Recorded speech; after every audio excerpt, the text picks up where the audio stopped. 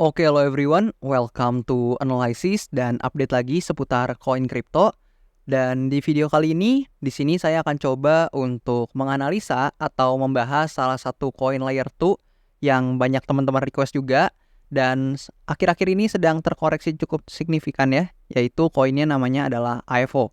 Dan seperti biasa, di sini AFO ini kita akan coba tinjau atau kita akan coba analisa bersama-sama, baik secara technical analysisnya atau price actionnya, dan juga secara tokenomics ataupun fundamentalnya.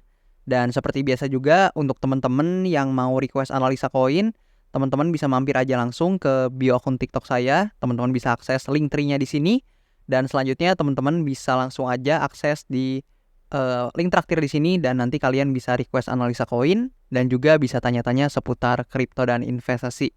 Dan buat teman-teman yang mau mampir ke channel YouTube saya, feel free kalian juga bisa akses di sini. Dan oke, di sini sebelum kita coba bahas untuk AFO secara garis besarnya, di sini seperti biasa saya sangat merekomendasikan untuk teman-teman yang mungkin investasi atau berencana untuk investasi di kripto, apapun koinnya. Di sini saya sangat menyarankan untuk teman-teman baca-baca terkait koinnya, teman-teman, seperti koinnya itu tentang apa atau projectnya seperti apa dan sebagainya. Misalkan seperti AFO ini, di sini dia adalah protokol trading derivatif terkait kripto. Dan tentunya fungsinya adalah untuk melakukan perdagangan perpetual option dan sebagainya. Teman-teman bisa baca. Kemudian fitur-fiturnya apa aja dan keunikannya apa yang membuat AFO ini menjadi menarik, teman-teman. Jadi kalian bisa baca-baca nggak cuma di koin AFO, tapi juga di koin-koin lain, teman-teman ya. Karena seperti yang kalian tahu juga, untuk artikel seperti ini sekarang udah banyak, teman-teman. Apalagi udah berbahasa Indonesia. So, buat teman-teman yang memang mungkin udah investasi kripto atau berencana investasi di kripto, apapun jenisnya, harapannya teman-teman baca informasi-informasi seperti ini. Dan oke, di sini secara coin market cap atau by coin market cap ya, dan secara kapitalisasi pasarnya untuk AFO ini berada di urutan ke 150 per hari ini, teman-teman. Dan memang so far ketika kita lihat AFO ini sedang mengalami koreksi yang cukup signifikan, teman-teman. Yang mana cukup dalam ya untuk koreksinya. Dan oke, di sini kita mulai aja untuk pembahasannya. Dan teman-teman sebelum menonton video ini mungkin alangkah baiknya teman-teman bisa coba cek video pembahasan terkait AFO yang udah pernah saya upload sebelumnya. Karena ternyata cukup sesuai, teman-teman, dengan apa yang saya perkirakan, dimana ketika harga AFO ini menembus demand area di sini, dia akan terus kembali terkoreksi karena memang sudah berada di fase price discovery untuk mencari fase atau harga yang lebih rendah lagi, atau dia sudah mencapai titik all time low-nya, teman-teman. Dan di sini so far kalau kita lihat, mungkin kita coba lihat dari awal aja untuk AFO ini.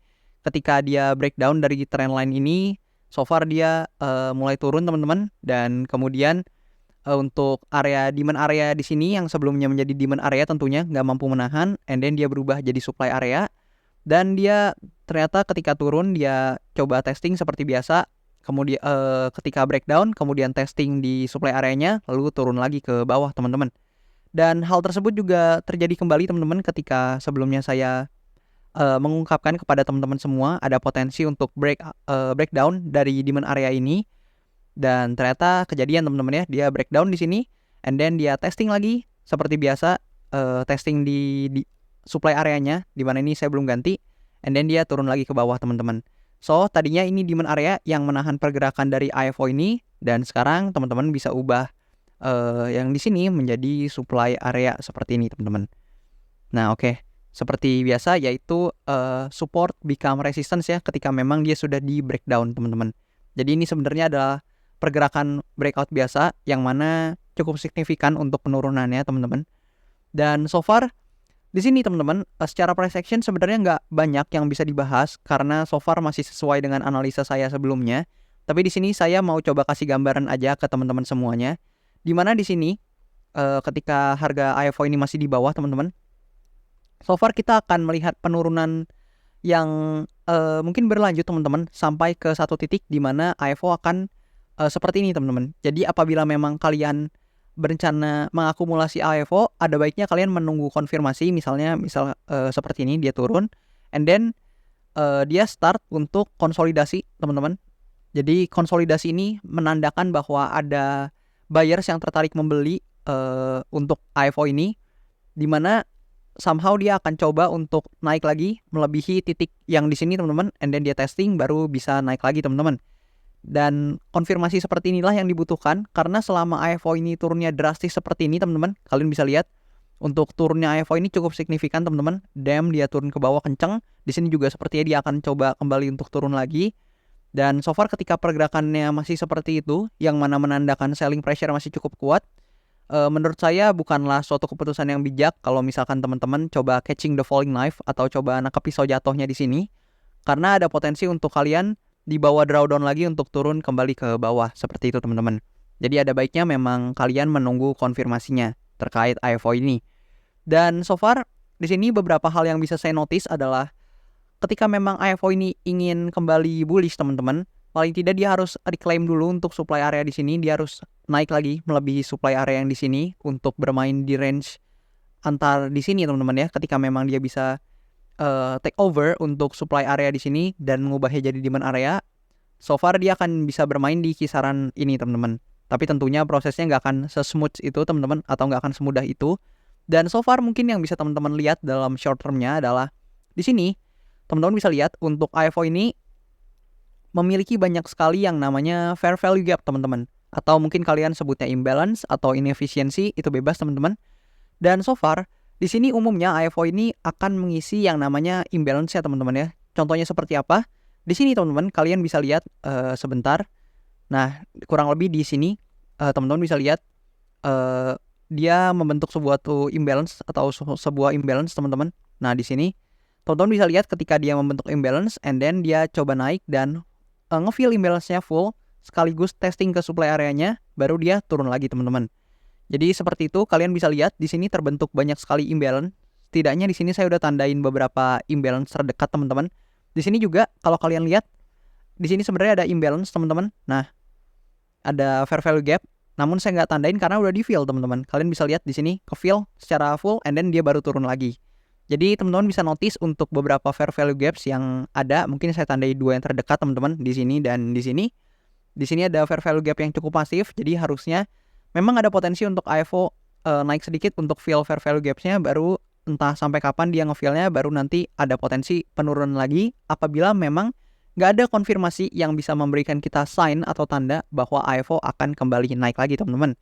Dan mungkin secara stochastic RSI juga memang AFO ini sedang menuju ke area oversold-nya, jadi kita nggak tahu kapan memang AFO ini bisa melihat atau bisa kembali untuk naik lagi teman-teman.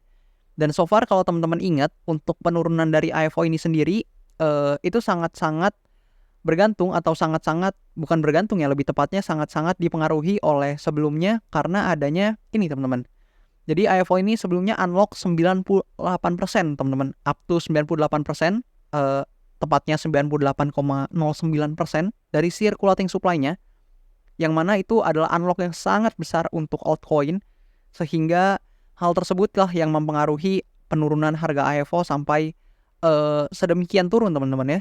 Yang mana kalau misalkan di sini teman-teman peka juga teman-teman, kalian bisa lihat bahwa secara analisis teman-teman, kalian bisa lihat untuk return dari AFO ini semenjak April itu semuanya merah teman-teman, atau semuanya down. Dan downnya ini nggak main-main teman-teman, ini 50%, 30%, 41%, 32%. Dan hal tersebut juga mengindikasikan bahwa penurunannya itu cukup masif untuk AFO ini. Dan so far hal tersebut juga didukung oleh beberapa data seperti token terminal teman-teman. Di sini kalian bisa lihat data di token terminal bukanlah menunjukkan suatu data yang baik untuk AFO, karena teman-teman bisa lihat merah-merah semua teman-teman, rata-ratanya minus.